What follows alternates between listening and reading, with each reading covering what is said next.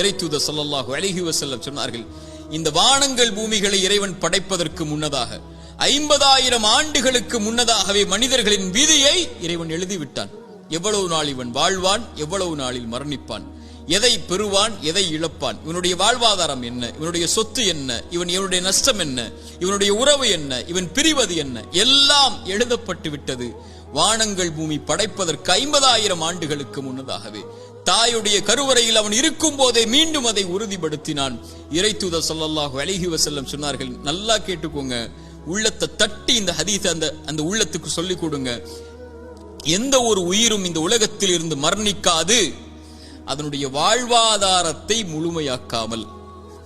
சுப்ஹானல்லாஹ், மீண்டும் சொல்கிறேன், எந்த ஒரு உயிரும் இந்த உலகத்தில் இருந்து மரணிக்காது அதனுடைய வாழ்வாதாரத்தை முழுமையாக்காமல்.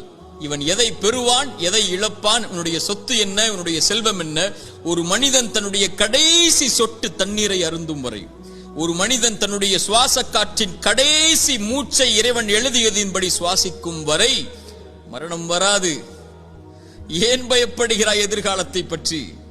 இது எழுதப்பட்டு விட்டது உன்னுடைய வாழ்வாதாரம். எதை பெறுவாய் என்று, எதை இழப்பாய் என்று, நீ செய்ய வேண்டியதெல்லாம் அதை நோக்கி நகர வேண்டியது மட்டும்தான்.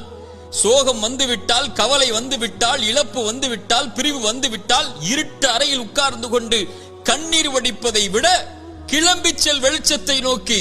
உனக்கு பெற இருக்கின்ற அதிசயங்கள் ஏராளம் உன்னுடைய எதிர்காலத்தில். அதை நோக்கி செல் என்பதுதான் இறைவனும் இறைத்தூதரும் நமக்கு காட்டக்கூடிய வழி.